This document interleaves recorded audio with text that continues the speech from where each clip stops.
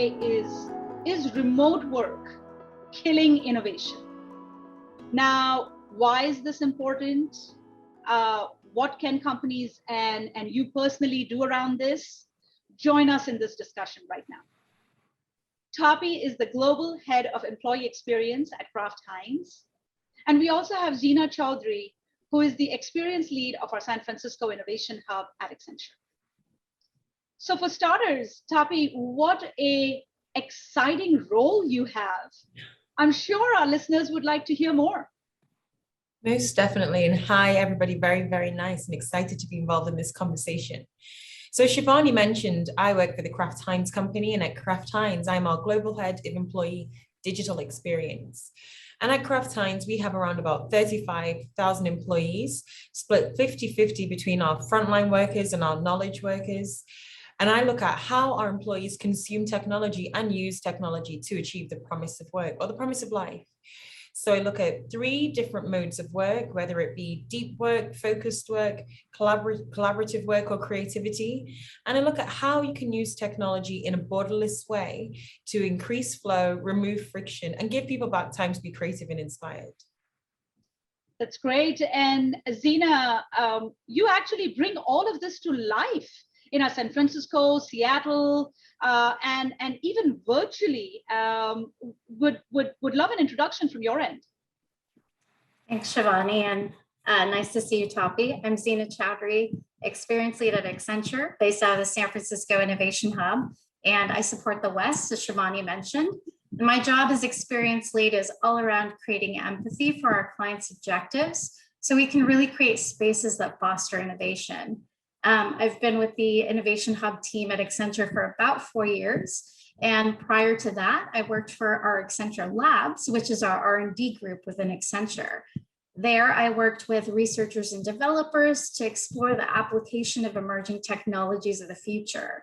Some of my recent client work includes working as the experience lead for a large sports retailer, where we helped engage teams at the height of the pandemic, enabling new ways of working, which is one of the reasons why I'm so excited to chat with both of you today. Awesome. And since this is the innovation moment, I have to start by asking the question, what does innovation mean to each of you? That's a great question, Shivani. What does innovation mean to me? Innovation can sometimes mean like new creative ideas, but actually I like to think of doing old things in new and novel ways. Even as we think of the move to hybrid from being in the physical office, especially due to the pandemic, well, actually we needed to be able to connect. We needed to be able to share information. We needed to be able to ideate and problem solve together as a business, things that we would have done physically together for the most part. And innovation looked at how do we do these in this new hybrid, sometimes asynchronous, but more so remote world. So yes, while it can be doing new and novel things, actually it can also be doing old things in new and novel ways. Lovely. I love that definition. Zeena, what's your definition of innovation? What does innovation mean to you? I think for me, innovation is a way of thinking creatively to solve very human problems. Oftentimes, I think we can get stuck in habits and the way that we've always kind of done things. And in listening to some of our clients' challenges, whether it's to do with process or whether it's to do with technology, at the heart of that, it's really a human problem. And so I think that innovation is that moment of being able to take a step back, look at something in a different or creative way, and then applying that thinking to solve for the real things that keep people up at night. I love that, right? Bringing it to action, bringing it to life, adding in the human element. That's wonderful. That's what life's about. And Tope, you have had such a fascinating background. That includes behavioral science, it includes technology, finance, innovation, as well as a very diverse international experience. Why is this topic of hybrid work of interest to you? I guess it's of interest because, as you mentioned, my background is quite varied, and I have, as you can hear, I'm English, but now I currently live in Chicago. And I've been able to kind of work anywhere, anytime, on any device, solving different problems. And Zeena, I really loved how you said innovation is solving human problems, because that's kind of like what I've always done. So I started my earlier career in finance, and then I moved into tech. And then I also began to layer in behavioral science, because really at the heart of it, I cared about, well, what are the things that motivate us? What are the things that challenge us? What are we trying to solve?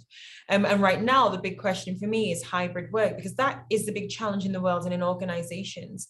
And I sit on a number of boards where we look at how this new hybrid way of working impacts economies and societies. So I guess for me, it's the latest big problem, but that's always been the thing that's intrigued me in my history and my life to date. What are these big problems and how can we solve them? Yeah, and you're absolutely right there, right? I mean, if I channel the inner Simon Sinek in me, right? It's the why. The why is this topic important now versus any other time?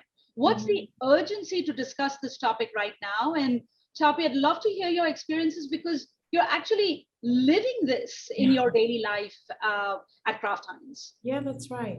And actually, asking like why now is super important, because the reality is hybrid work has always been something that people have been doing for a long time. There've been people who have worked remotely, there've been people who've worked in offices, and there've been people who are like based out in the field, having to try and work between being outside with a customer, maybe working at home and trying to work in an office. And when I think about why now, well, there's been this external catalyst. Let's say the pandemic has acted as a catalyst for us, which has brought it into our forward mind. And I was having this conversation with a friend over lunch on Friday, and we were talking about the new way of working and why now is important.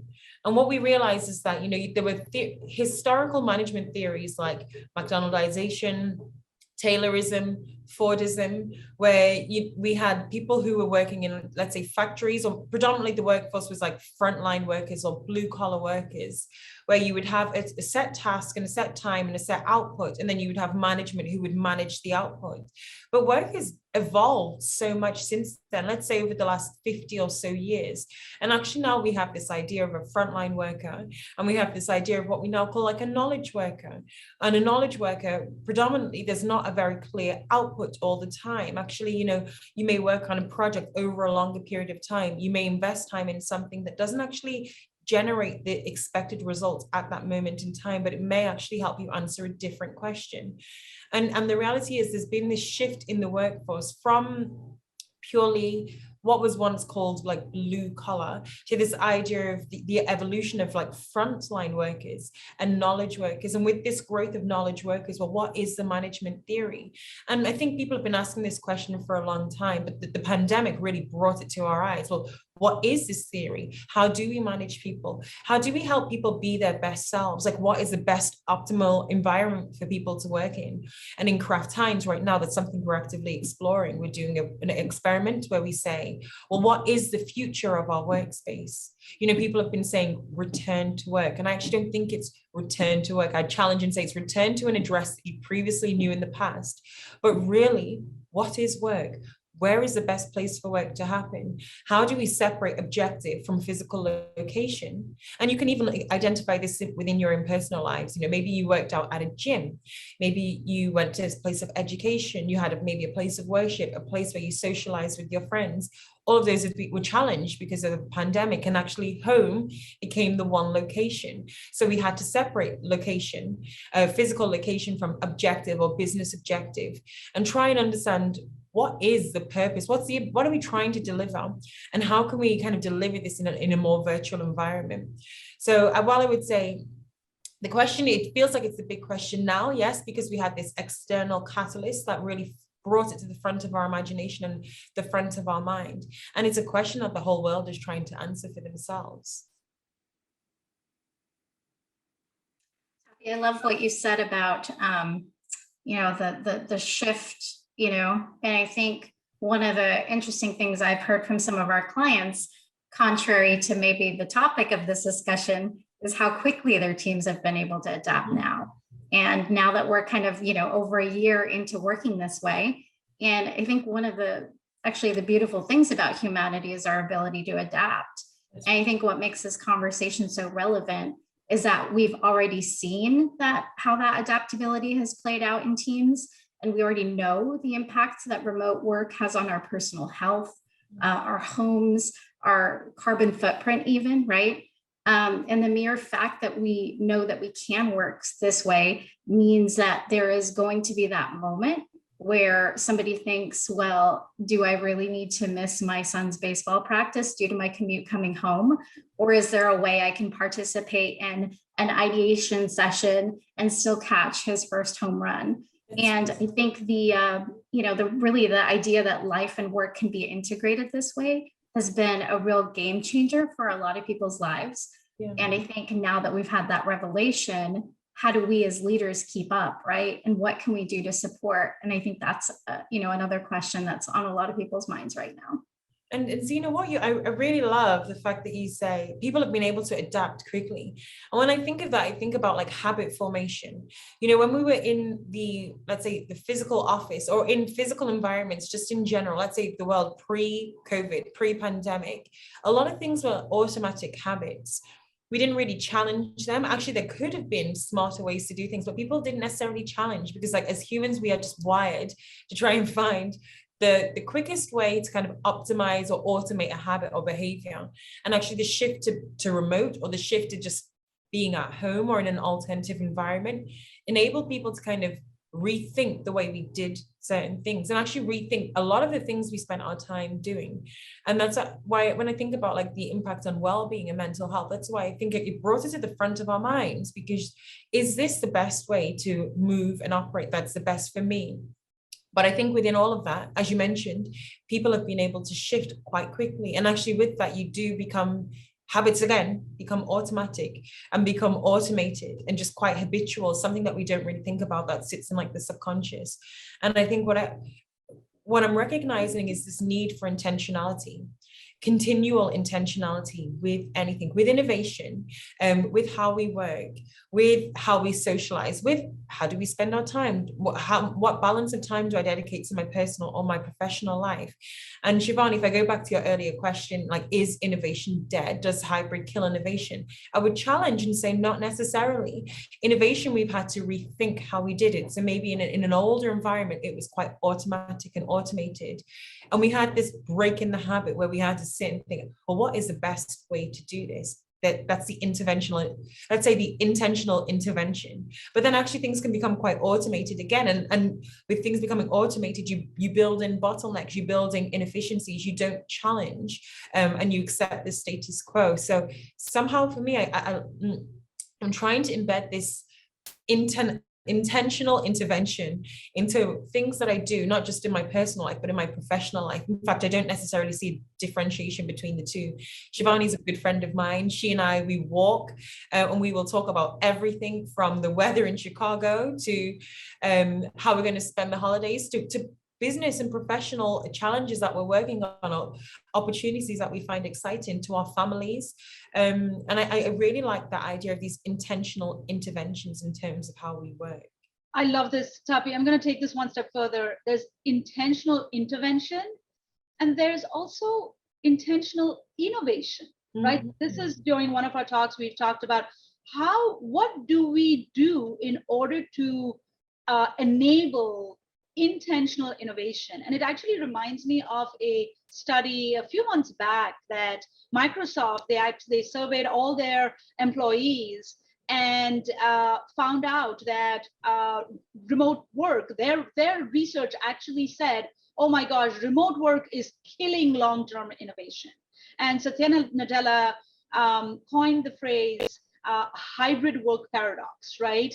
Where some employees are really craving for in-person time with their teams, but at the same time, they wish to keep the flexibility of remote work. And needless to say, that has an impact on innovation. So what can individuals, leaders, companies do in order to foster this environment of intentional innovation, which will hopefully help answer this hybrid work paradox that Satya Nadella talked about? Yeah. I think this goes back to what Zeena mentioned earlier, which is putting humans, I'm going to paraphrase, and I can't remember exactly what you said, but you mentioned putting people and humans at the heart of what we do. And when I think about that, I think about like design thinking, which is very human centered. And actually design thinking is I wouldn't say it's a new way of problem solving, but it's a new way of thinking and framing issues. In the past, I actually read this Harvard Business Review journal, which said, why is design thinking important? And what they challenged is that they said, in the past, when it comes to solving issues and problems, actually, we probably didn't invest enough time to really understand what is the problem I'm trying to solve. We just assumed it's the first thing that, like, it's the first thing we've identified. We haven't done that in-depth root cause analysis. And then B, do we actually dedicate enough time to sit with the problem, or do we get frustrated and impatient because we don't want to dedicate the time? And we receive this influx of data and analytics, and actually maybe we try and assess the data and we try and do some analytics on the data very rapidly, but actually we don't layer in this human side, because you can look at data and you can say, well, my employees are working more or less hours, maybe, or you can say they're more or less productive or efficient, however you define that, but really layering in that human side, because I do believe there's a middle ground somewhere between fully remote and fully in person. And I actually don't think there's a one size that fits all. I think it's very much driven out of the company culture and the company objectives, your missions, your values, what you stand for, and how you work together as a team to find that kind of sweet spot. But there certainly is one, and the only way to find that really is to layer in that human side, spend time understanding your employees, spend time with your people, spend time in some serious discovery sessions. And design thinking is a fantastic, if you think about the idea to observe, the idea to define, some of the earlier stages in design thinking will really help people like lean into that in a way that asking qualitative or quantitative surveys necessarily won't. That ethnographical research, I think it will give the insight that people are looking for. Yeah, Zeena, you actually live this on a daily basis, right? With our clients who want those kinds of a hybrid session. Design thinking is at the heart of what you do, but what should we be doing differently to drive innovation in this new hybrid world? I think personalizing the experiences and understanding the nuances around individual personalities and working styles is really important. I also think that using guardrails to create those guided conversations are really helpful to get folks get really specific with what's challenging them. And I think in the hybrid environment, one of the things that we've learned is that, we can't engage people for hours online like we used to in person, right? We only have folks' attention for a limited amount of time. So really getting specific, I think, is key. And then I think this idea of parity for those who are remote is something that I find so interesting. One way to create an even playing field for all might be to use digital technologies to really digitize inputs so both people on the remote and the in-person channels can really share the same information. But I think most importantly, it's on us as leaders to really build an inclusive mindset. So it's not always the loudest person in the room that gets heard, but all voices. So I think what I'm trying to say is like a certain level of emotional intelligence, right? So really creating that platform where you become the moderators of the conversation, calling on folks to hear their opinions and creating avenues to really have a very specific and guided conversation to enable a sort of psychological safety where those discussions can happen, I think is also really a great way to kind of create that intentionality. Guardrails and psychological safety, I absolutely love that, right? This is something that, how can leaders create psychological safety in a hybrid environment? Would love to get your thoughts on this, both from a technology lens, but then also from your behavioral science background that you have there, Tope. Most definitely. And Zeena, actually, you touched upon technologies that can bring people together through geographical locations. And actually, during my conversation that I mentioned earlier with a friend of mine, We were even talking about people who have different like rhythms and different modes. For example, I'm a very early morning person. I can wake up like Shivani. I know if I need to speak to you, if I text you at 4 or 5 a.m., you will text me back because you are always awake. And we're early morning people, but there are some people who are more effective like towards the evening. Actually, they may be like night owls, and there's nothing wrong with that. It is individual rhythm, but that can be one person in Chicago, and the person who sat next to me can be a night owl. So I think it's something important about technology that enables people to connect, irrespective of geography, time. It can be device agnostic, and it lets people connect anywhere, anytime, any place. Because as I mentioned, you can have someone who is sat right next to you, who is more effective, their flow, their rhythm is more optimal in the night. And you would think that they would be based in, let's say, a different geographical location, but they could be right next to you. And there's something about trust in technology. I sincerely don't find or believe that technology is a leading force. I don't think we chase technology. I think technology is a means by which we deliver something, and technology really knowing its place. It's not the tool that gave me this, but it's through the tool that I was able to do something. And reframing that question is, or that mindset is something that I think is very, very important. When you talk about technologies that can connect people, I also think about a number of the digital technologies that exist out there. And when we move to remote, one of the things that struck me, in fact, Shivani, I think I was on the way to your place and I was walking towards like Lincoln Park, that park just at the corner of where you live. And I remember looking around and thinking, how do the trees like share information? How do they share information? How do they water? How do they nourish themselves? I'm sure they communicate. Is there like a gardener who comes and waters them or pulls weeds? Well, probably not. And I thought to myself, well, it's actually the root system. And it's through that root system that they are able to share information. And the root system may not necessarily generate the nutrients that they need. It may not be, a root system without water probably doesn't work. A root system without the trees doesn't work. But it's how information makes its way to all of the vital organs, the parts of the body, the trees. And I recognize that actually it's important for every organization to have that. And when we moved to remote, maybe our root system was quite physical and vocal, like through word of mouth, and it can still exist, but it has to just be rethought. And there are so many technologies. For example, you have like Teams, Slack, Facebook Workspace, Salesforce Chatter. There are a plethora of technologies, and it's less about the tech, but more about what you're trying to achieve, and more about like technological infrastructure, but really creating that root system is very effective.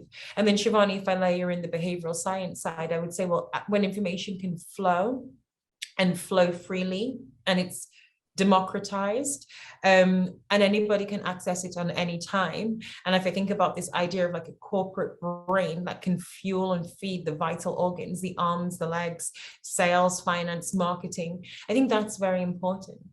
And actually just that root system alone, it doesn't necessarily create psychological safety, but it creates an environment where it can thrive well.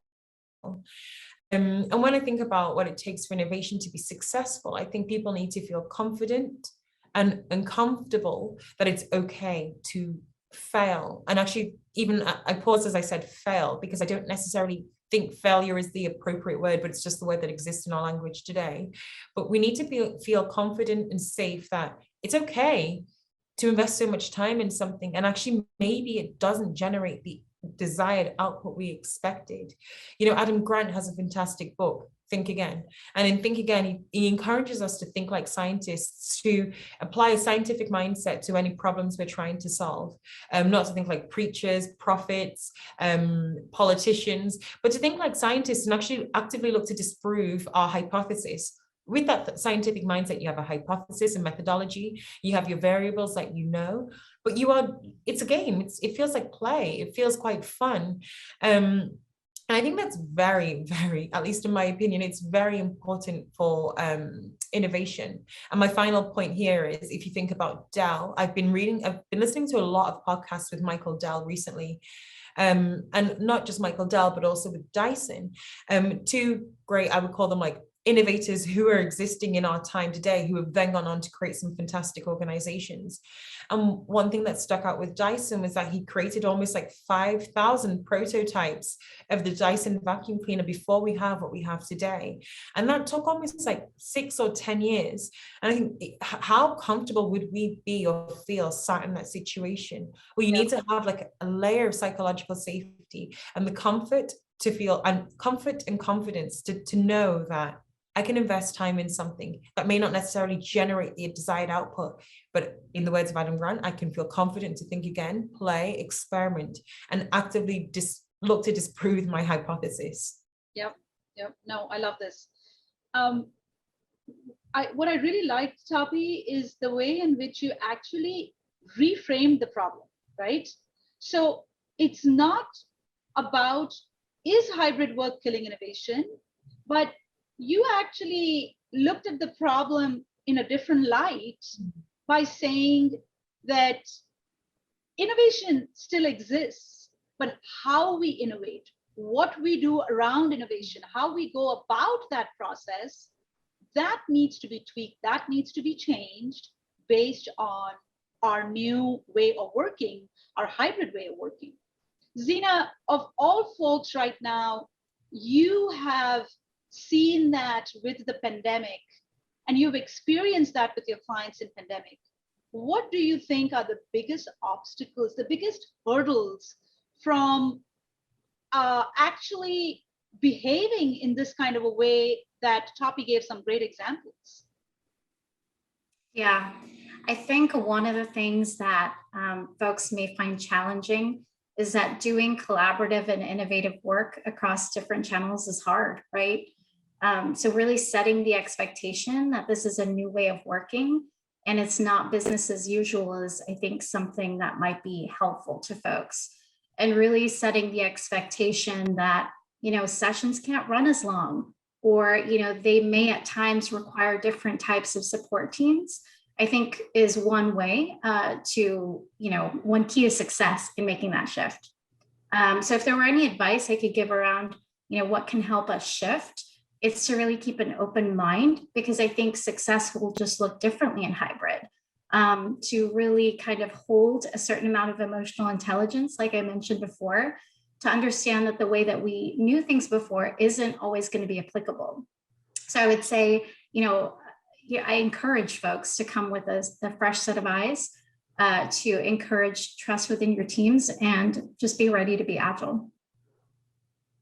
Now, Tope, in addition to your role at Kraft Heinz, you also serve on the board of several nonprofit organizations.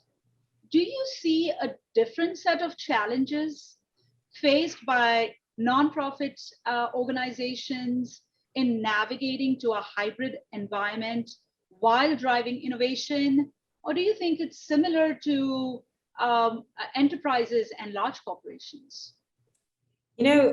I guess with the variety of the things that I do right now, I recognize that it's kind of the same. I mean, there may be different resources, there may be different objectives or different problems that we're trying to solve, but I recognize there are 3 fundamental things that are required. And actually, these are the 3 things that I also read in this Harvard Business Review article.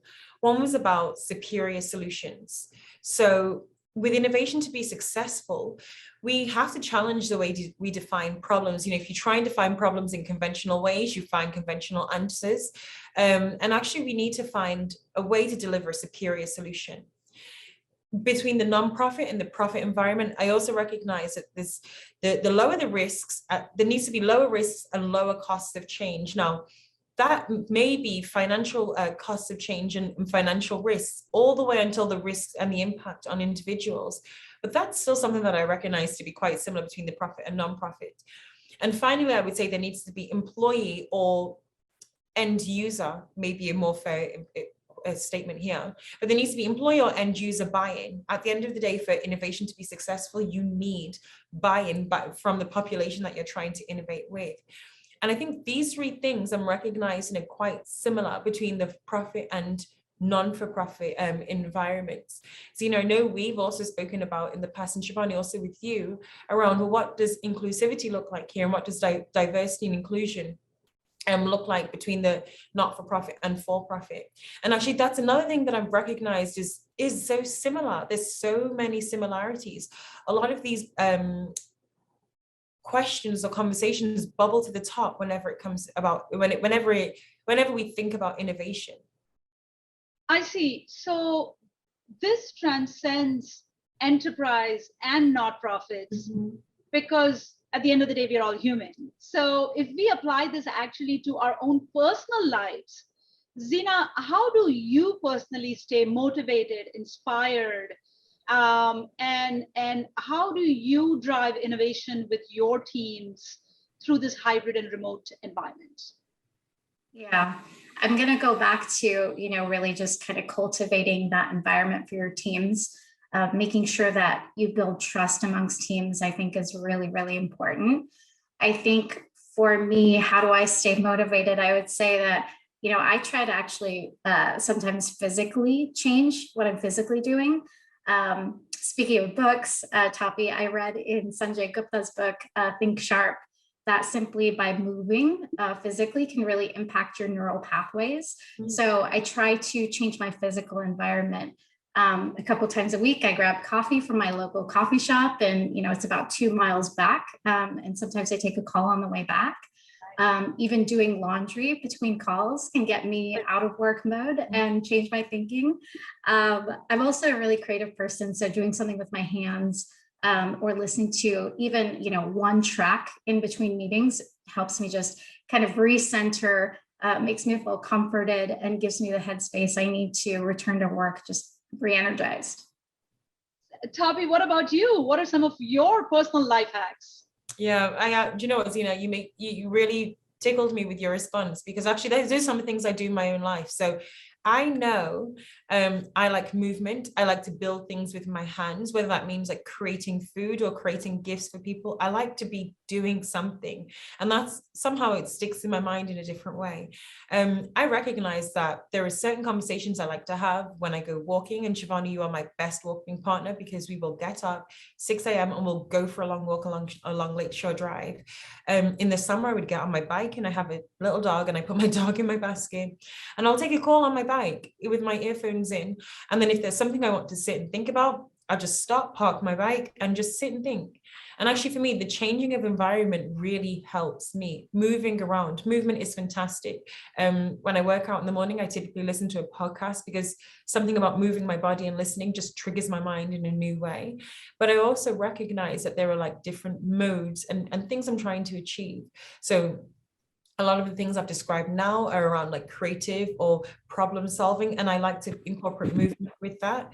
If I'm trying to kind of focus on something, I typically like to lock myself away, void of distraction. And actually that's why I really enjoy the home environment, because I was continually trying to find that in the office. Like, I can't be sat at my desk, someone's going to disturb me. Where can I go and lock myself away that I can focus on a problem?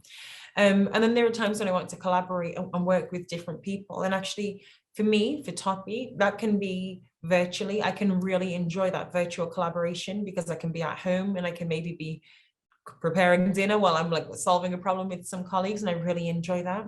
If it's a big wicked problem, I might want to be physically in an environment with people, which has been a challenge during the pandemic. But as people begin to kind of like get vaccinated, and as different mandates begin to come out around how we can operate together and around physical distancing, it's made it a little bit more easy and a little bit more able to happen.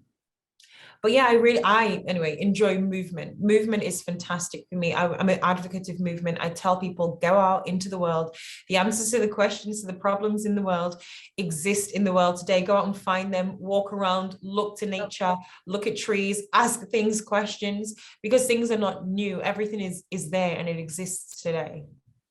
Love it. Love these responses. Love the personal hacks. Thanks for sharing that.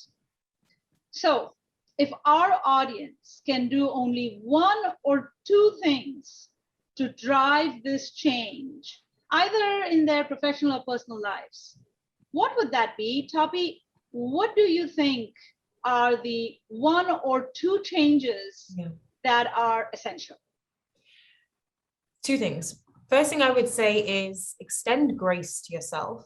and to others, because we're trying to figure things out. Nobody knows. No one in this world has lived tomorrow, pre, post, during pandemic. And because of that, extending grace to yourself and to others, I think it gives people the time, the compassion, the empathy to try and understand what life means, what work means. That's one. Second thing I would say is feel comfortable in the uncomfortable things, and try and actively create environments to feel comfortable doing uncomfortable things, because when you can do that with small things, you can extrapolate that and apply it to bigger things.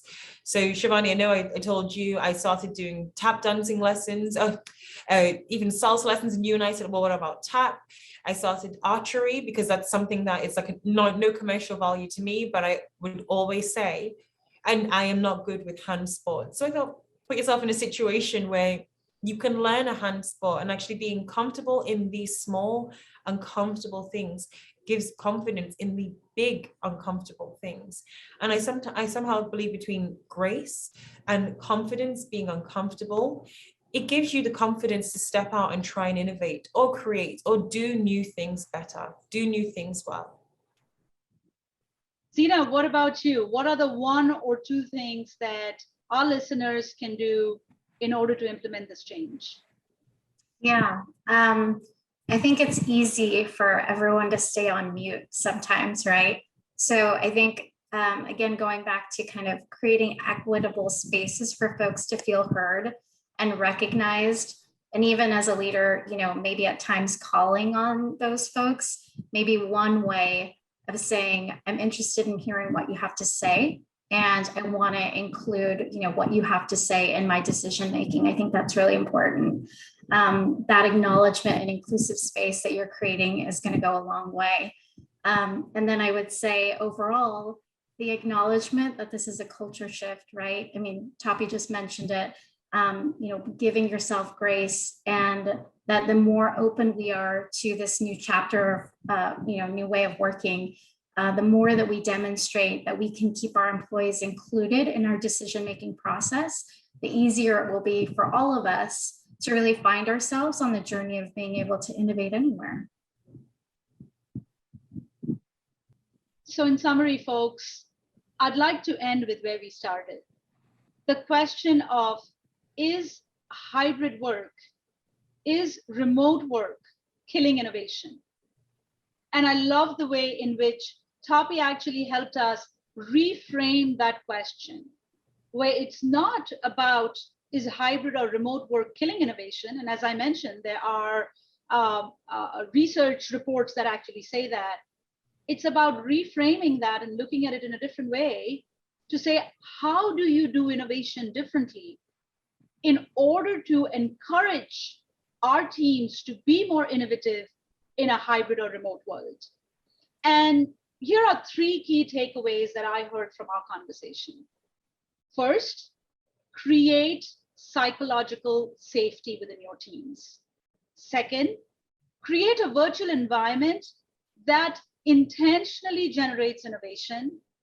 And third, rethink our employee experience. Start with the employee first. And I'll spend a couple of minutes just giving, a couple of suggestions in each of these three areas from the discussion that we just had. So around creating psychological safety, Tope, I love what you said, is create guardrails, have open communication and trust as the key starting points. And leaders at the end of the day are the glue to this. We need to lead by example to democratize innovation. Zeena, you talked about combating digital exhaustion a little bit, right? Find that balance between synchronous and asynchronous collaboration, creating a culture where breaks are encouraged and respected. And another way for creating psychological safety is create a plan to actually empower people for extreme flexibility, foster that sense of purpose and well-being. And Tope, I loved what you said, encourage an environment where we are actually comfortable in the uncomfortable. The second suggestion was creating the right environment that intentionally generates innovation.